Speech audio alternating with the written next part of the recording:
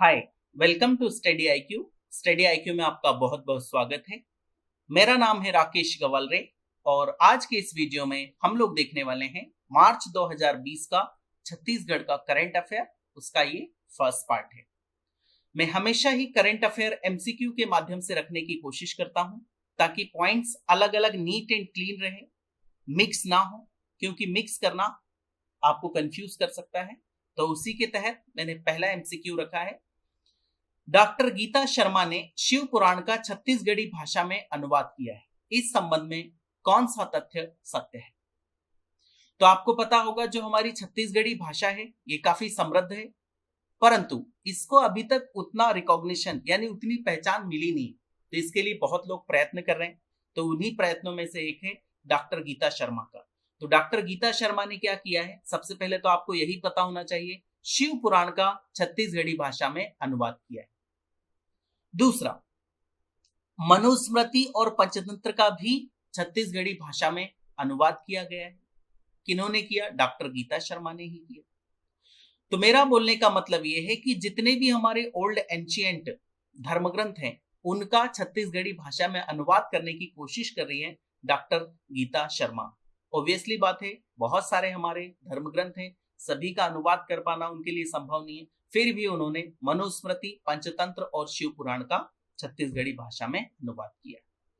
फिर डॉक्टर गीता शर्मा का नाम शिव पुराण के अनुवाद के लिए लिम्का बुक ऑफ रिकॉर्ड में शामिल किया जाएगा। आपने नाम सुना होगा लिम्का बुक ऑफ रिकॉर्ड्स के बारे में। जब भी कोई व्यक्ति एक्सेप्शनली अच्छा काम करता है तो उसका नाम आता है किसमें? लिम्का बुक ऑफ रिकॉर्ड्स में। तो डेफिनेटली डॉक्टर गीता शर्मा का भी नाम इस बुक में दर्ज किया जाएगा। अगर आप अच्छा काम करेंगे तो आपके काम की सराहना होगी, आपको अप्रिशिएट किया जाएगा। तो उनके इस कार्य की सराहना राष्ट्रपति तथा प्रदेश के राज्यपाल भी कर चुके हैं। तो इसका आंसर होगा उपरोक्त सभी सत्य है। नेक्स्ट देखते हैं।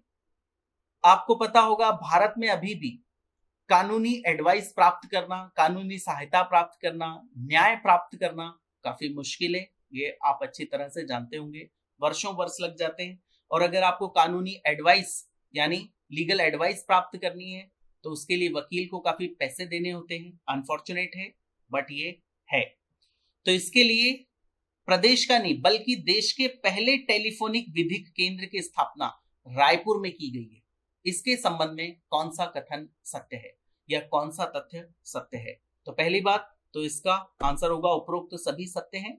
याद रखना, एग्जाम में इतने इजी ऑप्शंस आपको नहीं आने वाले, बट सिंस मैं आपकी एग्जाम नहीं ले रहा हूं, मैं आपको करंट अफेयर बता रहा हूं, इसीलिए मैं इतने इजी ऑप्शंस रखता हूं। तो उसमें पहला पॉइंट है, इसकी स्थापना नालसा यानी नेशनल लीगल सर्विसेज अथॉरिटी के निर्देश पर की गई है। यह पहला पॉइंट आपको पता होना चाहिए। किसके निर्देश पर? नेशनल लीगल सर्विसेज अथॉरिटी के निर्देश पर। अब जैसा इसका नाम है टेलीफोनिक विधिक केंद्र, इसका मतलब क्या? अगर आपको कोई कानूनी सहायता चाहिए या एडवाइस चाहिए तो आप इस पर क्या करेंगे? इस नंबर पर, ये नंबर है, हेल्पलाइन नंबर है, इस पर फोन करेंगे और वो आपको फ्री ऑफ कॉस्ट वहां से क्या देंगे? एडवाइस देंगे, लीगल सर्विस देंगे। तो इससे क्या होगा? आपका जो पैसा लग रहा था वकील को देने का वो पैसा बच सकता है। इसके अलावा आपको सही एडवाइस भी मिल सकती है, क्योंकि कई बार वकील पैसे लेने के बाद भी सही एडवाइस नहीं करते हैं। तो ये सरकार का काफी अच्छा कदम मैं कहूंगा। हेल्पलाइन नंबर ये वाली आपको याद रखना, ये निःशुल्क है और नालसा ने के निर्देश पर यह हुआ है और टेलीफोनिक विधिक केंद्र रायपुर में। नेक्स्ट देखते हैं।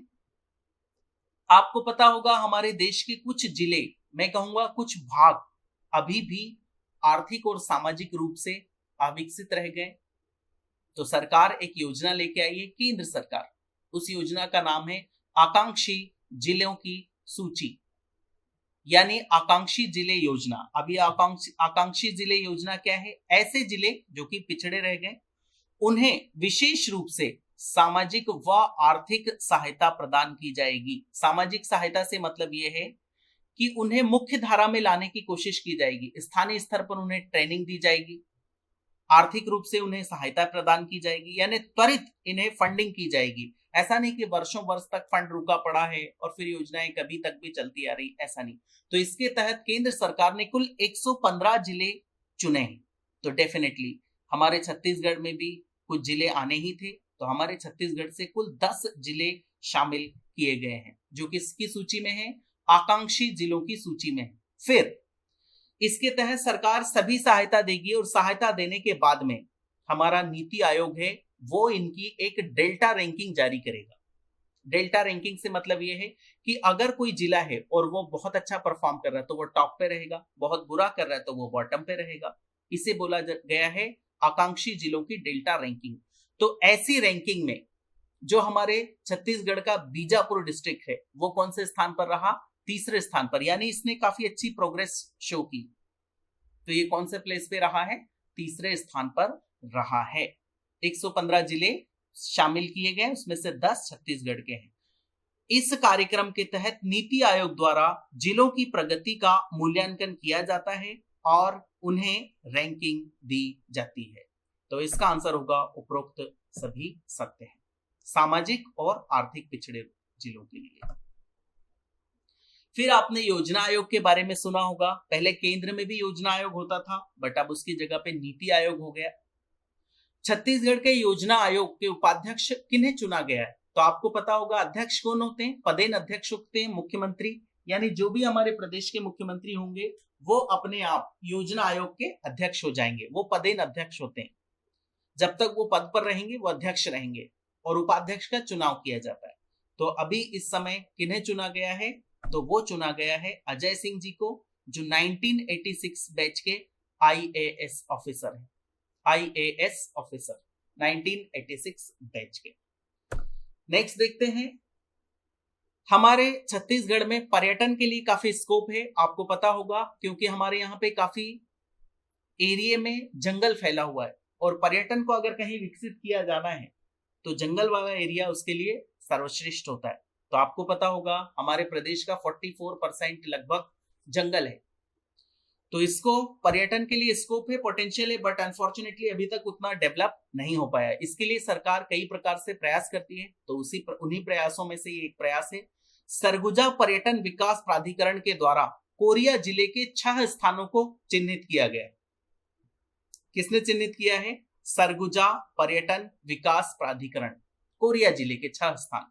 और ये 6 स्थान क्या करेंगे? ये 3 प्रकार के स्थान होंगे। एक होगा धार्मिक स्थल, दूसरे होंगे औद्योगिक स्थल,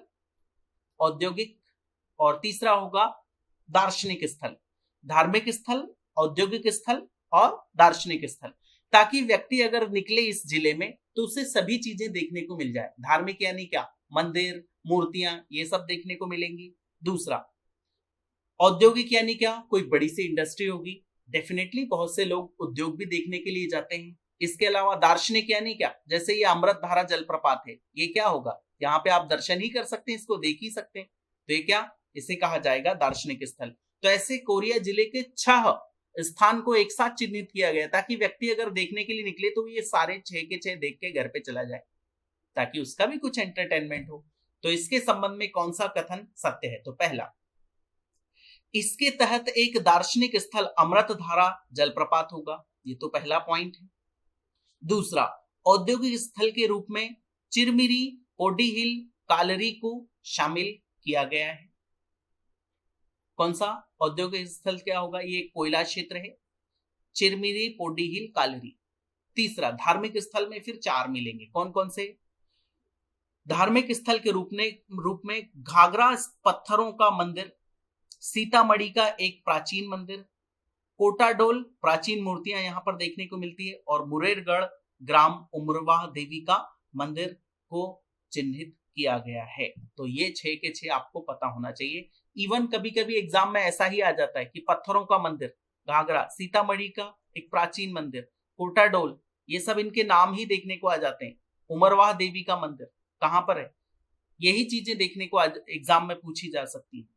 तो आपको ये 6 के 6 स्थान पता होना चाहिए। तो इसका आंसर होगा उपरोक्त सभी सत्य हैं। ये दार्शनिक हो गया, ये औद्योगिक हो गए, और ये क्या हो गए? धार्मिक स्थल।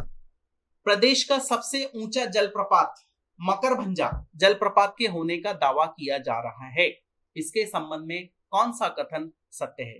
तो पहली बात तो उपरोक्त सभी सत्य हैं। आपको पता होना चाहिए कि अभी हमारा सबसे ऊंचा जलप्रपात कौन सा है, तो वो है तीरथगढ़ जलप्रपात प्रदेश का। ये लगभग कितना है, 350 फीट ऊंचा है तीरथगढ़ जलप्रपात। और एक नया जलप्रपात खोजा गया है, उसका नाम क्या है मकरभंजा जलप्रपात। और ये किस नदी पर है?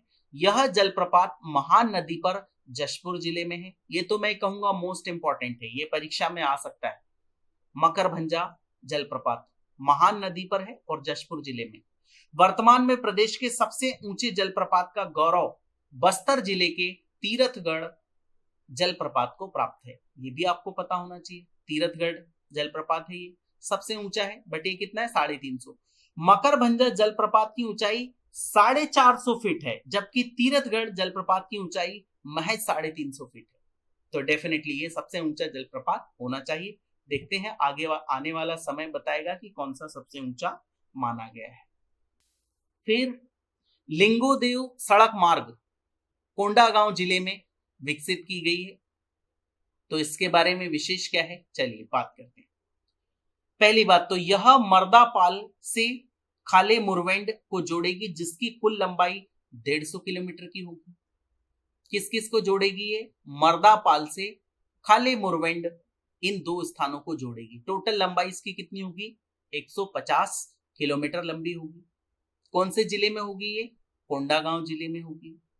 इसके लोकार्पण के लिए फिर एक उत्सव आया है, उस उत्सव का नाम है पुनांग हरित पुंडम उत्सव।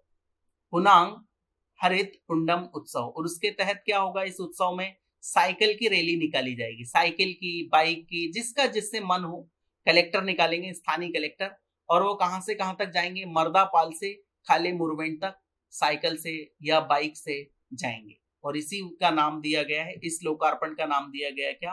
पुनांग हरित पुंडम नामक उत्सव। तो ये भी काफी इंपॉर्टेंट मुझे लगता है, इसलिए इसको भी आपको पता होना चाहिए। अच्छा, इस सड़क में विशेष क्या है? इस सड़क में कई सारे मंदिरों को जोड़ा गया है। मैंने आपको पहले भी बताया कि पर्यटन के लिए हमारा प्रदेश एकदम आइडियल कंडीशंस यहां पर एग्जिस्ट करती है, तो पर्यटन विकसित करने की बहुत कोशिश की जा रही है।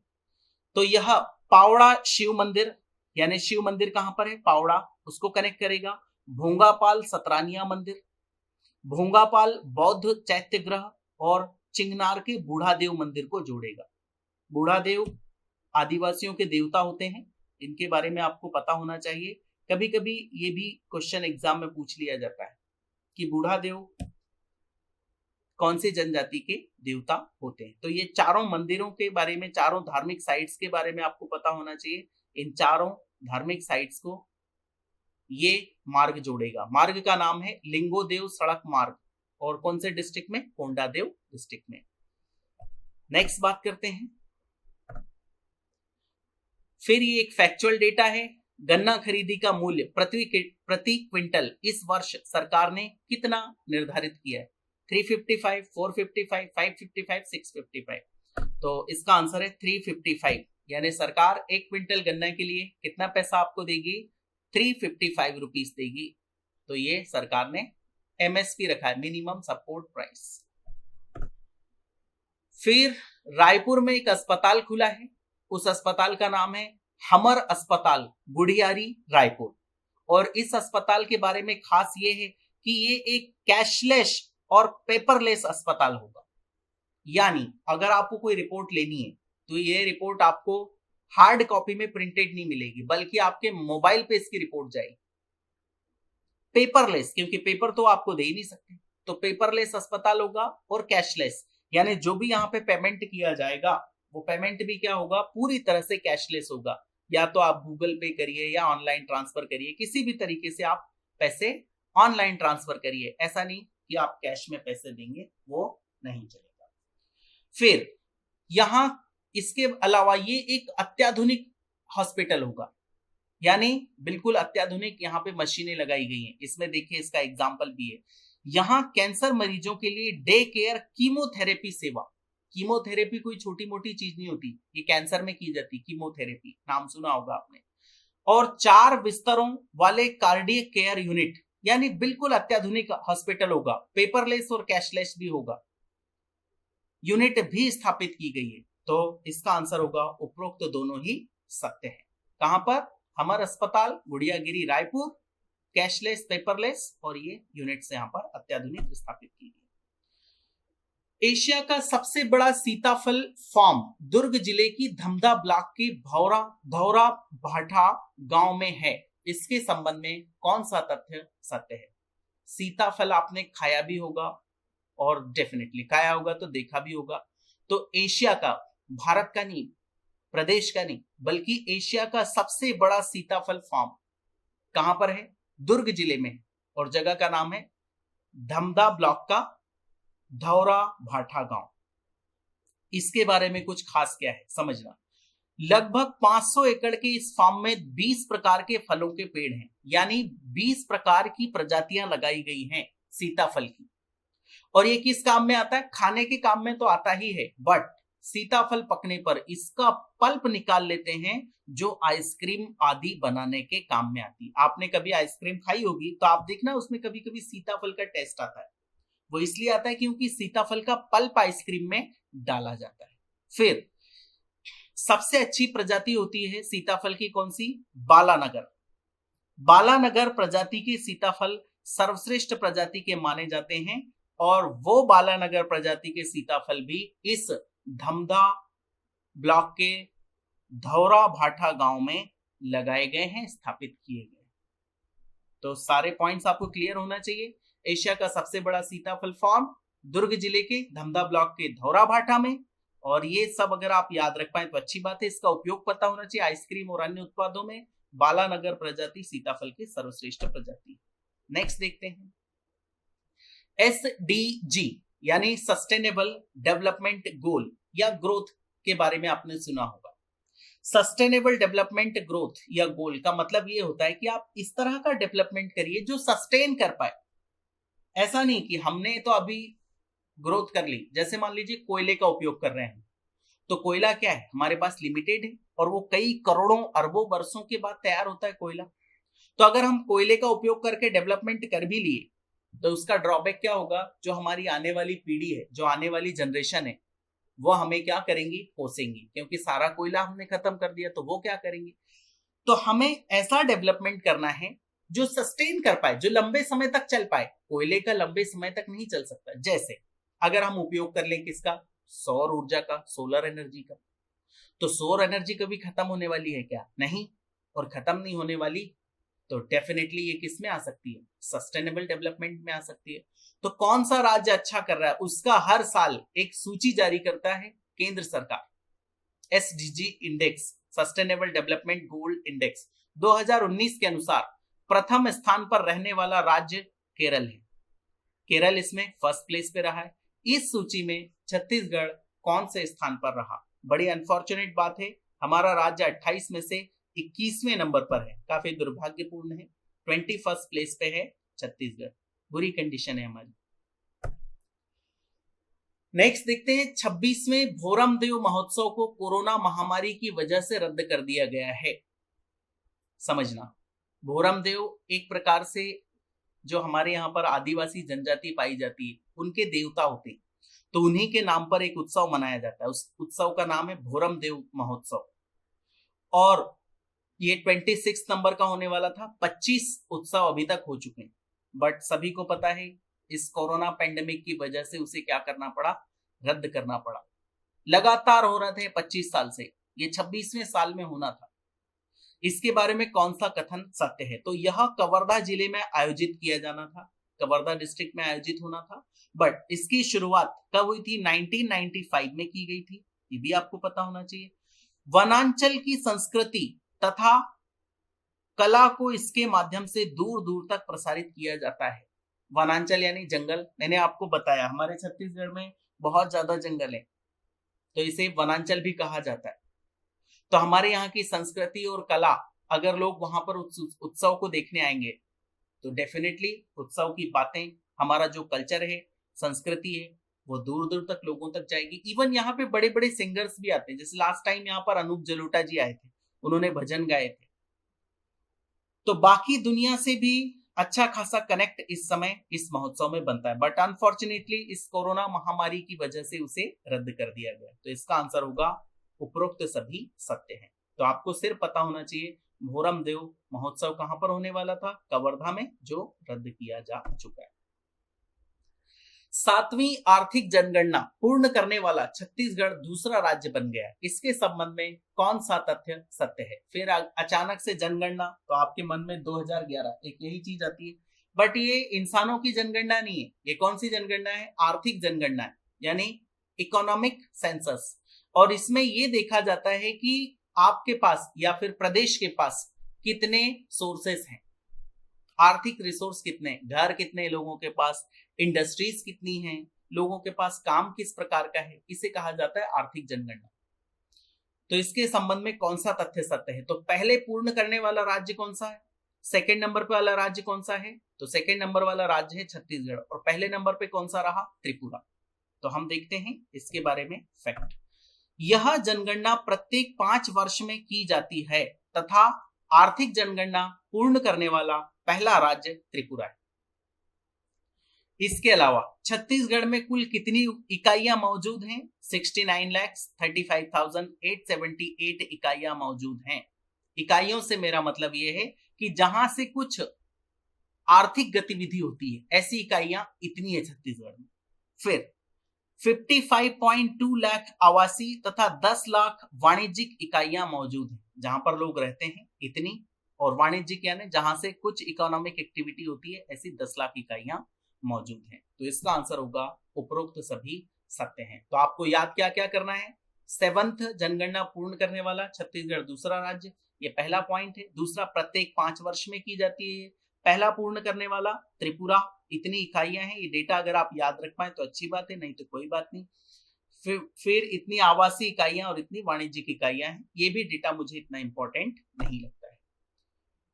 नेक्स्ट देखते हैं, सुकमा जिले के राम को राम गमन पथ के रूप में विकसित किया जा रहा है। इसके संबंध में कौन सा तथ्य सत्य है?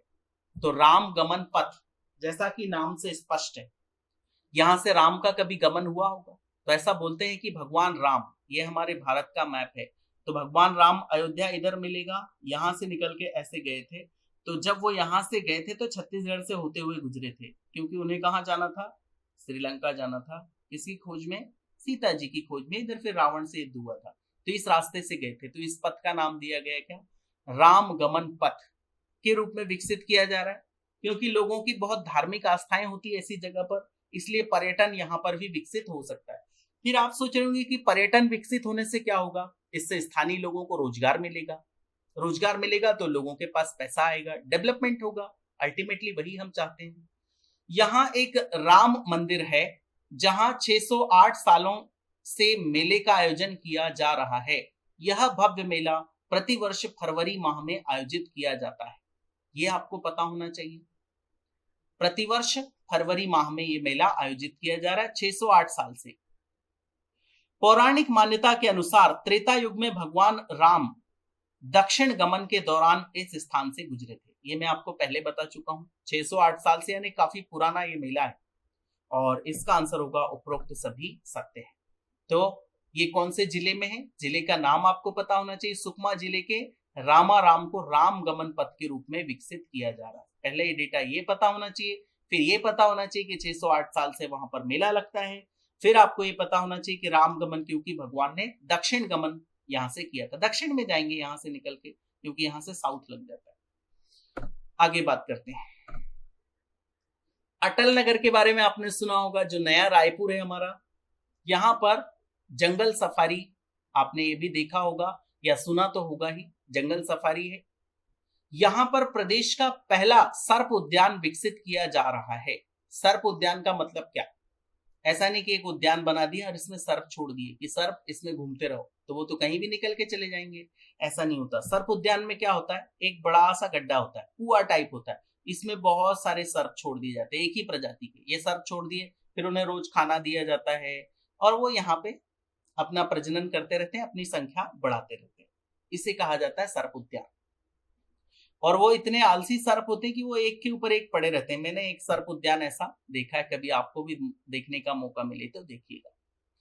यहां पर अजगर, रसेल वाइपर, भारतीय नाग यानी cobra, common sand boa, reticulate python, rock python, धामन समेत 12 प्रजातियों के सांप देखने को मिलेंगे।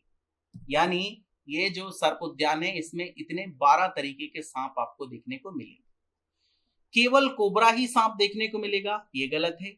यहाँ पे कितने 12 प्रजाति के मिलेंगे, ये भी गलत है। केवल अजगर की प्रजाति रखी जाएगी, ये भी गलत है, ये भी गलत है। इसका आंसर है ये वाला। तो सबसे पहले तो इंपॉर्टेंट पॉइंट आपको ये पता होना चाहिए कि नया रायपुर यानी अटल नगर में जंगल सफारी परिसर में प्रदेश का पहला सर्प उद्यान विकसित किया जा रहा है और उसमें इतने प्रकार के सांप यहाँ पे रखे जाएंगे। नेक्स्ट देखते हैं, कोंडागांव जिले के सल्फीपदर गांव को राज्यपाल श्रीमती अनसुईया उइके जी ने गोद लेने की घोषणा की। अब ये गांव काफी न्यूज में था। इसकी वजह क्या है? इसकी वजह यह है कि वहां पे जो जंगल था सल्फीपदर गांव के आसपास, लोग क्या करते थे, इस जंगल से लकड़ियां काट के ले जाते थे। तो वहां की महिलाओं ने, आप सोचिए लोग कितने जागरूक हैं, और आदिवासियों को देखिए वो कितने जागरूक हैं। हम सो कॉल्ड सभ्य समाज इतने जागरूक नहीं है, और वो इतने जागरूक है, इतना वो प्रेम करते हैं अपनी वस्तुओं से, इवन अपने जंगलों से। और यहाँ तो हमें थोड़ा सा स्वार्थ दिखता है और पता नहीं लोग कितना करप्शन उसी में कर लेते हैं। देखिए, तो जब ये जंगल काटे जा रहे थे तो वहां की महिलाओं ने ये किया, उस जंगल के उस गांव की महिलाओं ने, उन्होंने ना रात में इसमें पहरा देना शुरू किया।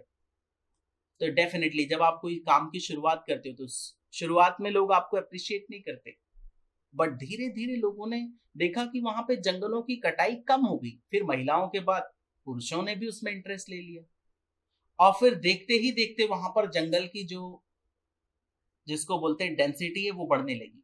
वहां पर जो जंगल काटने वाले लोग थे वो कम आने लगे। तो इतना जब हुआ तो वो फिर राष्ट्रीय स्तर पर या राज्य स्तर पर वो न्यूज में आना ही था वो गांव, और आया भी। तो जब ऐसा सुना किन्होंने, राज्यपाल श्रीमती अनसुईया उइके जी ने, तो फिर उन्होंने इस गांव को गोद लेने की घोषणा कर दी। गोद लेने से मतलब ये है कि वहां पर जो भी सुविधाएं चाहिए, जो भी इंफ्रास्ट्रक्चर बिल्ड करना है, उसके लिए मदद करेंगे उइके जी। तो इसी के तहत देखिए, पहला, इस गांव ने वनों की सुरक्षा तथा काली मिर्च के उत्पादन में विशेष कार्य किया। याद रखना, इसके आसपास काली मिर्च भी, इसका भी उत्पादन काफी किया जाता है। वनों के लगातार सिमटने से चिंतित सल्फीपदर की महिलाओं ने करीब 3 वर्ष पहले वनों की सुरक्षा का जिम्मा उठाया था, जो मैं आपको बता चुका हूं। तो इसका आंसर होगा उपरोक्त तो दोनों ही सत्य है। नेक्स्ट देखते हैं, फिर इसके बारे में आपने सुना होगा प्रधानमंत्री किसान सम्मान योजना। अब ये योजना क्या होती है? हर साल जो सेंट्रल गवर्नमेंट है वो 6,000 रुपए देती है प्रत्येक किसानों को, 6,000 रुपए। और इस 6,000 रुपए की 3 किस्त देती है वो। 2,000 रुपए एक बार दे दिए, 2,000 दूसरी बार दे दिए, 2 बार 2,000 तीसरी बार दे दिए, ताकि समय समय पर किसान इन पैसों से क्या कर पाए, खाद बीज खरीद सके। आपको पता है सरकार हमारे किसानों की आय को दुगुना करना चाहती है, तो उसके तहत राज्य में कितना लाभ मिला है, आइए बात करते हैं। मार्च 2020 तक प्रदेश में पात्र किसानों की संख्या 21,46,000 है, ये बिल्कुल सत्य है। फिर जनगणना 2011 के अनुसार प्रदेश में कुल 37,046 लाख किसान मौजूद हैं, जिनके पास लगभग 50.84 लाख हेक्टेयर की कृषि भूमि मौजूद है। ये जनगणना का हमारा आंकड़ा है। कुल कितने किसान हैं? इतने किसान हैं। हो सकता है ये कभी परीक्षा में आ जाए। 37,046 लाख किसान मौजूद हैं, जिनके पास कितनी खेती है? इतनी। इसमें से थोड़ा सा ये मिस टाइप हो गया है, ये होगा 37 लाख और ये 1000 इधर आना चाहिए। तो इनके पास कितनी, लगभग इतने हेक्टेयर की कृषि है। इनमें सर्वाधिक सीमांत किसानों की संख्या 21.8 लाख है। अब ये सीमांत किसान क्या होते हैं? वो किसान होते हैं, सीमांत किसान वो किसान होते हैं जिनके पास 1 हेक्टेयर से कम भूमि होती है, और अनफॉर्चुनेटली यही संख्या सबसे ज्यादा है। 1 हेक्टेयर की भूमि, इससे कम की भूमि होती है। और 1 हेक्टेयर से ज्यादा की अगर हो जाए, 1 हेक्टेयर से 2 हेक्टेयर के बीच में, तो उनको फिर लघु बोला जाता है। फिर मध्यम भी होते हैं, और फिर 10 हेक्टेयर से ज्यादा हो जाए तो वो बड़े किसान माने जाते हैं। तो सीमांत किसान अनफॉर्चुनेटली सबसे ज्यादा होते हैं, जिनके पास कम जमीन होती है। कितनी संख्या उनकी? 21.8 लाख। आगे बढ़ते हैं। वन स्टेट वन गेम के तहत छत्तीसगढ़ का चयन तीरंदाजी के लिए हुआ है। इसके संबंध में कौन सा तथ्य सत्य है? आपको पता है 2020 में ओलंपिक होना था, बट अनफॉर्चुनेटली इस कोविड की वजह से उसके भी होने के आसार है नहीं। तो वन स्टेट वन गेम, यानी जो हमारी सरकार है, केंद्र सरकार, वो ये कोशिश कर रही है कि हमारे यहाँ पे ओलंपिक के मेडल बहुत कम आते हैं, तो ऐसा किया जाए कोई एक राज्य जो कि महारत हासिल है जिसको उस खेल में, उसे वो खेल विशेष दे दिया जाए और उसको उसके लिए पैसा दिया जाए, सुविधाएं दी जाए, ताकि हम मेडल ला सकें 2024 की किसमें? ओलंपिक में। तो उसके तहत वन स्टेट वन गेम यह योजना लेके आए। तो उसके तहत हमारे छत्तीसगढ़ को कौन सा खेल मिला है? तो हमारे छत्तीसगढ़ को जो गेम मिला है वो है तीरंदाजी का, क्योंकि यहाँ के जो तीरंदाज बच्चे हैं वो लगातार राष्ट्रीय स्तर पर मेडल जीत रहे हैं। इस वजह से उन्होंने तीरंदाजी का गेम किसको दे दिया? छत्तीसगढ़ को। इसके बाद यह केंद्र सरकार की योजना है जिसका लक्ष्य 2024 के ओलंपिक में मेडल जीतना है, ये है। दूसरा, इसके तहत केंद्र सरकार ने कुल 14 खेलों का चयन किया है जिन पर विशेष ध्यान दिया जाएगा। उसमें से छत्तीसगढ़ से एकमात्र गेम तीरंदाजी होगा। तीरंदाजी पे खासकर छत्तीसगढ़ में ध्यान दिया जाएगा, और इसका आंसर होगा उपरोक्त सभी सत्य। तो ये है one state one game policy. So this is the end of the video. Thank you, thanks a lot, जय हिंद।